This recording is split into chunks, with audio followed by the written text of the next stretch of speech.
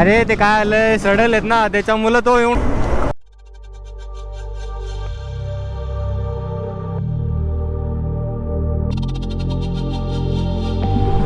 गणपती बाप्पा मोरया माने माते की चला.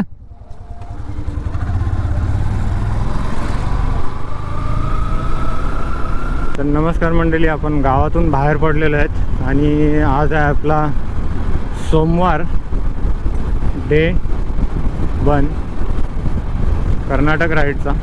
तर नमस्कार मंडळी, पुन्हा एकदा स्वागत आहे आपलं मराठमोळ्या यूट्यूब चॅनलवर द इंडिया MS46 रायडर. आणि मी आहे आपल्या सर्वांचा लाडका होस्ट दर्शन धुले.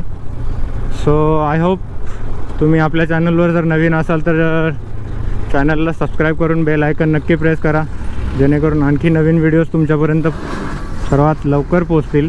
आता टाईम झालेला आहे 9 वाजलेले आहेत आणि लेट निघण्याचं कारण असं आहे की रात्री पडत होता पाऊस, त्याच्यामुळं अल्तमाश दुसऱ्या रूमवर जाऊन झोपला.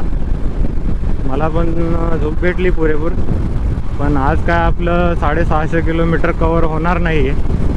सो आपल्याला मध्येच कुठेतरी एकंदरीत आपण एक 7 ते 8 वाजेपर्यंत राईड करू. नाईट राईड नको म्हणून आपण मध्येच कुठेतरी झोपू.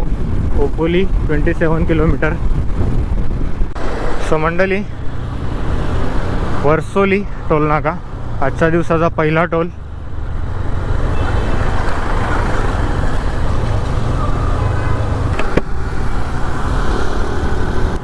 मला बोलतोय चल. भाई तू चालला तर मी तुझ्या मागे आहेच, डोंट वरी. सध्या ग्लोव्ज वगैरे नाही घातलेत कारण गरम होत आहे, वर आभाळ आलेलं आहे, पाऊस कधी येईल सांगता येत नाही. लोक आपल्याकडे बघतात ना एका रायडरच्या हेतूने, एवढी भारी फिलिंग येते ना, जबरदस्त. कारण अल्तमासचा आणि माझं जॅकेट सेम आहे, दोघांचे जे रायनॉक्स टेल ते वर्जन 3चे जॅकेट आहेत. पुण्यापर्यंत मला असं वाटतं सरळ रूट आहे, तिथून मग डायव्हर्जन असेल पुण्यावरून. सध्या रस्त्यावर लक्ष आहे त्यामुळे बोलण्याकडे एवढं लक्ष देत नाही, कारण रस्ता खाली आहे. तर म्हटलं खेचावं, कारण पाऊस लागला तर 1-1.5 तास आमचा तसाच वेस्ट जाणार आहे. तर मंडळी, बऱ्याचशा दिवसानंतर राईडला निघालो आहे आणि बऱ्याचशा गप्पा होणार आहेत. की जसं की मी म्हणत होतो, बऱ्याच दिवसापासून आपण राईडला निघालो नव्हतो. 1 वर्षानंतर आपली राईड होते आणि या राईडमध्ये फुल धमाल करायची आहे. 5 ते 6 एपिसोड नक्की असणार आहेत. सो जर आपल्या चॅनलवर आपण नवीन असाल तर आपल्या मराठमोळ्या भावाला द इंडिया MS46 रायडरला च्या चॅनलला सबस्क्राईब करून ठेवा, बेल आयकन दाबून ठेवा, जेणेकरून नवीन व्हिडिओज तुमच्यापर्यंत लवकरात लवकर पोचत जातील आणि माझाही प्रोत्साहन वाढेल.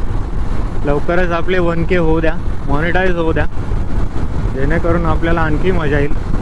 सो जसं की आपण म्हणतो कर्नाटक हम्पीच्याबद्दल जेवढं सांगू तेवढं कमी आहे. पण ते आत्ता नाही सांगणार, कारण आपण डे 1 मध्ये हम्पी नाही पोचणार आहेत. 1200 किलोमीटर आपलं बाकी आहे आणि एवढं क्लिअर व्हायला 593 किलोमीटर बाकी आहे. 11 तास दाखवत आहेत. ये अपना भाई है, ये अपना भाई है. भावाची गाडी बघा, एकदम फुल लोडेड आहे. सो मस्त दिसतोय. Let the adventure begin. 1 world 1 ride. So भाव आपल्यासोबत आलाय. सजावट दाखवतो तुम्हाला, 1 मिनटं जरा.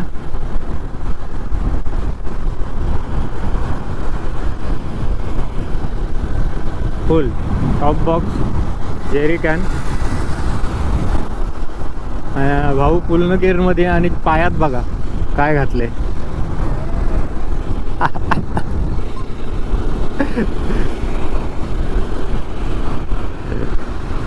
पायामध्ये पावसाळ्यात जी चप्पल वापरतो ना आपण, हाफ सैंडल. हाँ ये देखो गाइस, इसका चप्पल देखो, राइड पे निकला है बंदा. हाँ, नी गार्ड लगा है, जैकेट पहना है राइनॉक्स का, और पैर में देखो क्या पहना है. ऐसा होता है. पण त्याची दुखापत त्याला झाली आहे, कारण त्याच्या टाचेला थोडं लागलंय. आयुष्य खूप सुंदर आहे, आपल्या परेश दादाचं वाक्य. बस फिरायला भेटलं पाहिजे. आणि भेटलं पाहिजे म्हणजे काय, जर नसेल भेटत तर सगळं हातच्या हाती सोडा आणि बाहेर निघा, नाहीतर आयुष्य खूप अवघड होऊन जाईल. एक दिवस कमवायचं आणि मरून जायचं, असं होऊन जाईल. त्यामुळे असं काही करू नका. स्वतःला हे जगही दाखवा, खूप सुंदर आहे. आय थिंक माझ्या मते इथून आपल्याला पुणे असेल 30 ते 35 किलोमीटर आणि बँगलोर 750 असणार. तलेगाव चाकण टुवर्ड्स माय लेफ्ट साइड. हाँ आगे रुकते, आगे इधर से क्रॉस कर ले पहिला ये. सोमाटणे 4, देहू रोड 10, पुणे 35. जसं मी म्हटलं पुणे इथून 35 असणार आहे. आता इथं पुढे काहीतरी खावं लागणार आहे आपल्याला. खावं लागणार आहे म्हणजे मला पण भूक लागली. 11:30 वाजायला आलेत.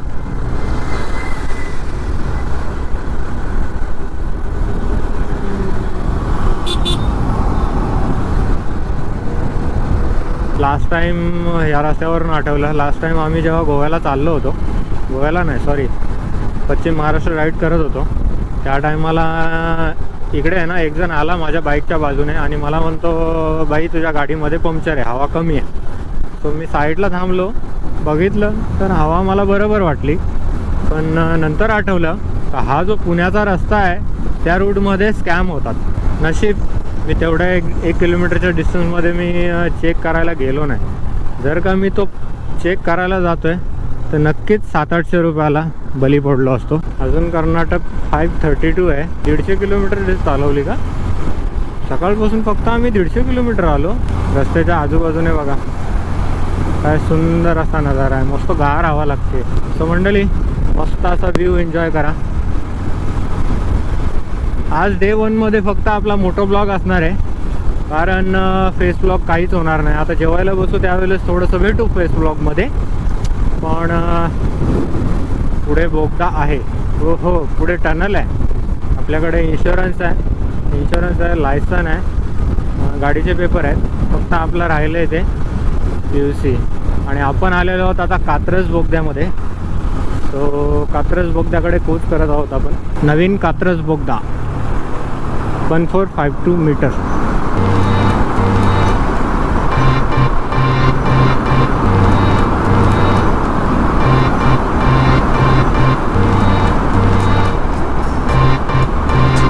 काय मस्त वातावरण आहे बोगद्यामध्ये. थोडीशी हवा घेतो.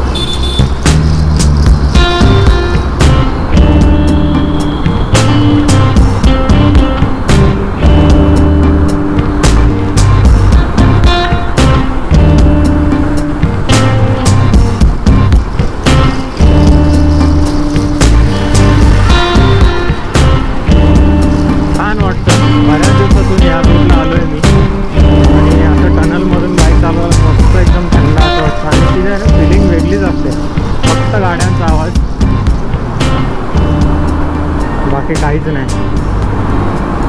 आणि नाव बाहेर पडतोय आपण. अचानक आहे ना बोगद्यामधून बाहेर आलं ना टनलमधून की एकदम अचानक जेव्हा तुम्ही अंधारातून उजेडामध्ये येता ना तुमच्या डोल्यावर असं काळोखा येतो. त्यामुळे जरासं थोडं रिस्की काम असतं. पुढचं विजन क्लिअर नसतं आपलं. सो मी तर सांगेल कात्रज बोगद्यानंतर बाहेर पडल्यानंतर तुम्ही गाडी थोडी केअरफुली चालवा, कारण थोडासा घाट सेक्शन आहे. नॉर्मल आहे, एवढा काही जास्त नाही. समोरचा माझ्या राईट साईडचा जो डोंगर बघताय तुम्ही तो बघून मला माझ्या घरची आठवण आली, कारण माझ्या घराच्या बाजूला असाच डोंगर आहे. सो नमस्कार मंडळी, पुन्हा एकदा स्वागत आहे तुमचं आपल्या ब्लॉगमध्ये म्हणजे मोटो ब्लॉगमध्ये. आतापर्यंत आपण बोलत होतो, आता आपण बोलतो आहे फेस ब्लॉगमध्ये. सो कशा आहात तुम्ही सगळे? त्याआधी जर तुम्ही आपल्या चॅनलला सबस्क्राईब नसेल केलं सो तुम्ही जर आपल्या चॅनलला आधी सबस्क्राईब नसेल केलं तर आधी सबस्क्राईब करून घ्या. आणि आता आपण आहोत सध्या पुण्या सोडलं आहे. पुणा आणि साताऱ्याच्या जस्ट मिडलला. इथून जवळजवळ मी सातारा असेल मला आय थिंक 90 ते 95 किलोमीटर. आणि आपण जेवायला थांबलो इथे. त्यामध्ये म्हटलं गोप्रोलाही चार्ज होईल, बाईकीच्या थोडी रेस्ट घेईल आपली. सो इकडे आहे आपला भाऊ अल्तमास.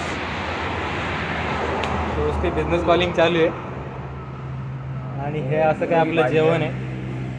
कुछ काम था क्या आपका? थोडक्यात जेवतो आणि पुन्हा तुम्हाला रस्त्यावर भेटतो.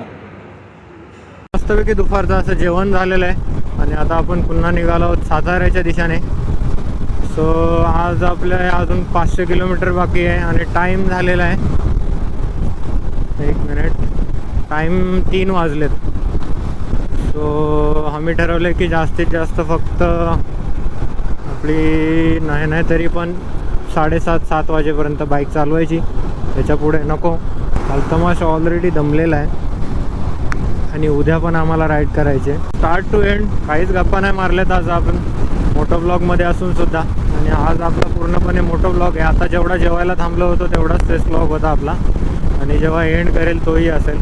सो एंड कुठे करेल माहीत नाही, पण त्याआधी आता आपला गोप्रो वगैरे चार्ज झालेला आहे मस्त. जिथे जेवायला बसलो तिथे एक छोटू होता, त्यांनी आपल्या गोप्रोला चार्जिंगला लावून दिलं. सो जवळजवळ 97% चार्जिंग झालेली आहे. त्याच्यामुळे इथून पुढचा प्रवास मी हवा तेवढा रेकॉर्ड करू शकतो. सो तुमच्यापैकी किती जण हम्पीला येऊन गेलेत त्यांनी कमेंटमध्ये नक्की सांगा मला, कारण मला हम्पीबद्दल काही माहीत नाही. कमेंटमध्ये सांगा. म्हणजे ॲक्च्युली हा ब्लॉग माझ्या ट्रिप झाल्यानंतर येणार आहे, राईड झाल्यानंतर येणार आहे. पण तरीही हम्पीमध्ये जर मी एक्सप्लोअर करत असताना माझं काही चुकलं तर मला नक्की सांगा. जेवढी मी रिसर्च केली आहे त्यानुसार जेवढं मला तुम्हाला सांगता येईल तेवढं मी सांगेल.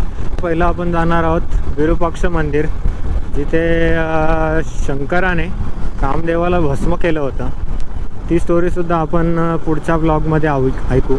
आता सध्या नाही, ह्या ब्लॉगमध्ये फक्त आपल्या गप्पा होणार आहेत. आणि त्याआधी रस्त्यांची मजा घ्या. इतके छान रस्ते आहेत ना. जर तुम्ही कधी हम्पीला जात असाल बाईकवरून, हा रूट निवडा. कोल्हापूर सातारा मार्गे जो जातो तो रूट ठीक आहे. 1-2 ठिकाणी कामं चालू आहेत, पण रस्ता मस्त आहे, एकदम स्मूथ आहे आणि ट्रॅफिकही कमी आहे. आज आम्ही खूप लेट निघालो आहे. याआधी जर निघलो असतो ना, ॲक्च्युली मला घरून निघायला 9 वाजले. सो ठीक आहे, पण काही हरकत नाही, कारण आमचं 650 किलोमीटर होते ते एका दिवसात क्लिअर होणार नाही, कारण अल्तमासच्या पायाला पण लागलं आहे. रॉकेलचा वास येतो आहे मला. नाही सॉरी, रॉकेल नाही, ॲक्च्युली अल्तमासच्या गाडीमध्ये आता आम्ही जेवण केलं. तिथून निघण्याआधी जेरिकॅनमधून पेट्रोल टाकला. ते जेरिकॅन थोडीशी लीक होती, ते पेट्रोल माझ्या हाताला लागलं, त्याचा वास येतो. कुठेतरी पाणी भेटलं मध्ये तर धुवायला लागेल, नाहीतर तेच आत तोंडात जायचे. कारण मला घाणेरडी सवय आहे. बाईक राईड करताना सुद्धा मी डोल्यांना वगैरे हात लावत असतो, थोडासा कचरा गेला किंवा काय वगैरे.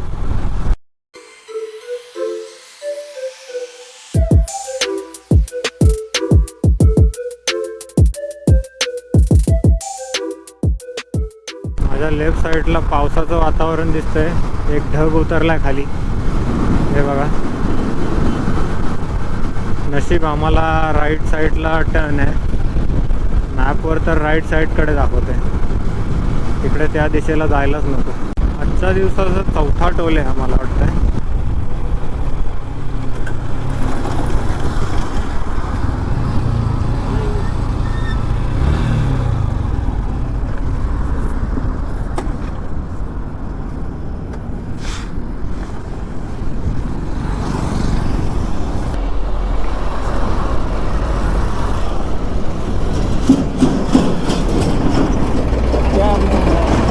गडबड करायची. अरे ते काय आलंय, सडल आहेत ना, त्याच्यामुळं तो येऊन अरे क्या लगा यार, क्या तेरा हो जाएगा, ठोकेगा तो वो थोड़ा टेढ़ा हो गया, खुल गया.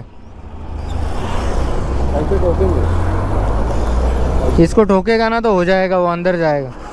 ये बेंड हो गया.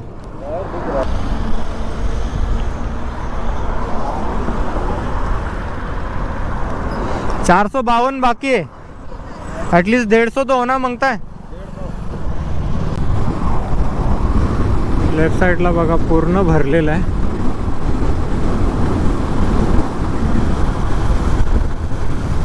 पाऊस कसा पडतोय तो पण दिसतोय. एक ढग बघा मधून कोसळतोय. आपला रूट ठीक आहे, माझ्यापेक्षा बरा आहे. वर आभाळ वगैरे नाही. हो नमस्कार मंडळी, आपल्या मोटो ब्लॉग नंतर मी डायरेक्ट तुम्हाला रूममध्ये भेटतोय.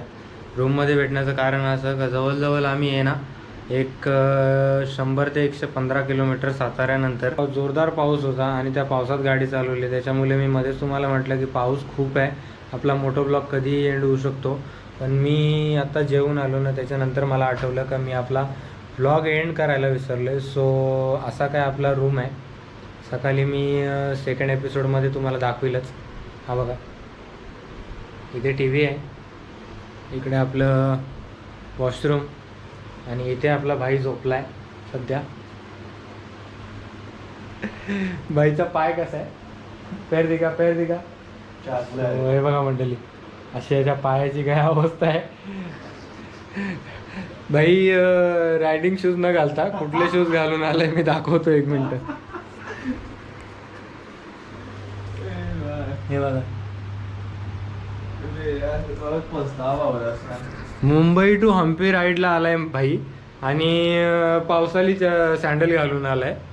तर याला काय बोलावं. सकाळीच मला याने मला फोन केला. सो मी याच्यावर भडकलो होतो की भाई तू राईडवर आलाय आणि कुठले शूज घालून आलाय. सो माझे शूज आता भिजलेत, त्याच्यामुळे तो मला बोलतोय और राईड का शूज पेनो. सो मस्तपैकी अशी आमची ट्रिप चालली आहे. आणि आज सोमवार आहे, सोमवारची रात्र आहे एकंदरीत. आणि जेवण वगैरे मस्तपैकी झालं आहे. दुपारी पण आम्ही एक व्हेज थाली घेतली, आत्ता पण आम्ही व्हेज थाली खाल्ली. कारण सहसा बाहेर निघल्यावर आहे ना व्हेजच खाल्लेलं चांगलं असतं. सो आम्ही व्हेजच खाल्ली. सो भाई व्हेज कैसा लगा. छान है, खूप छान है. छान है. ओके. सो कल कितना खींचना है आपने. कल 360 उद्या एकंदरीत आम्हाला 360 किलोमीटर कव्हर करायचं आहे. सो आमचा प्लॅन तर आहे लवकर 7च्या आत इथून निघायचं. 7 ना ॲक्च्युली 6चाच प्लॅन आहे, पण पॅकिंग वगैरे सर्व करताना आणि मग त्यात तो टाईमपास होतोच. आम्ही 7 पकडून चालले. 7च्या पुढे मग न्यायचं नाही, कारण 7च्या पुढे जर नेलं तर मग पुढचा टाईम पुन्हा वाढणार, मग ते आम्हाला संध्याकाळ होणार जाणार. ॲटलिस्ट आज जी रूम शोधण्यामध्ये गडबड झाली आहे ना आमची, फार गडबड झाली. बहुत जगह पे रूम ढूंढा है बहुत मतलब. फिर मैं यहाँ पर आकर पूछा उसको तो बोलता 80 रूम है यहाँ पे, 80 होटल है यहाँ पे. साताऱ्यानंतर आम्ही हम्पीकडे जाताना आता वटीमध्ये आहे. वटी की वाटी क्या रे, वाटी जो भी बोलते XYZ काही असेल, वटी वाटी तुम्ही समजून घ्या ते. सो तिथे आम्ही आज स्टे केला आहे. पण विषय असा झाला का इथे लॉजिंग म्हणून असं काहीच कुठेच बोर्ड दिसणार नाही तुम्हाला. एकंदरीत 3-4च हॉटेल असे ज्यांना हॉटेल अशी नावं दिलेली आहेत. सो या गोष्टीमध्ये आम्ही भरपूर कन्फ्यूज झालो. आणि मग आता इथे जिथं चेक इन केलं आहे आम्ही, तिथे त्यांना विचारलं तर तो बोलला भाई एवढ्या एरियामध्ये जवळजवळ 70-80 हॉटेल्स आहेत जिथं लॉजिंग आहे. पण तो स्वतःच बोलला की लॉजिंगचे बोर्ड असे कोणी लावलेले आहेत, फक्त इथे रेस्टॉरंट अँड बार असे बोर्ड लावले, त्यातच ते लॉजिंग चालवतात. सो असा काय सीन आहे. जर तुम्ही कधी इकडे येत असाल आणि इथे स्टे कराल, सो प्लीज आधी तुम्ही तिथे जाऊन कन्फर्म करा. कारण जर तुम्हाला असं वाटलं की इथे बार अँड रेस्टॉरंट लिहिलं आहे, असं रूम वगैरे काही नसेल, तर असं मुलीच नाही आहे. इथे सीन तसाच आहे, ते ह्याच्यामध्येच लॉजिंग चालवतात. भेटूया पुन्हा, आता खूप झोप येते.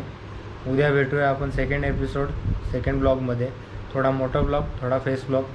आणि त्याआधी जर आपण आपल्या चॅनलवर नवीन असाल, द इंडिया MS46 रायडर ह्या चॅनलला आपण सबस्क्राईब करून नक्की बेल आयकन प्रेस करा. आणि आता मला इथे झोप, आपोआप माझे डोळे बंद होत आहेत. सो मी घेतो टाटा बाय बाय आणि गुड नाईट. थँक्यू. हा ब्लॉग आपण इथंपर्यंत पाहिला.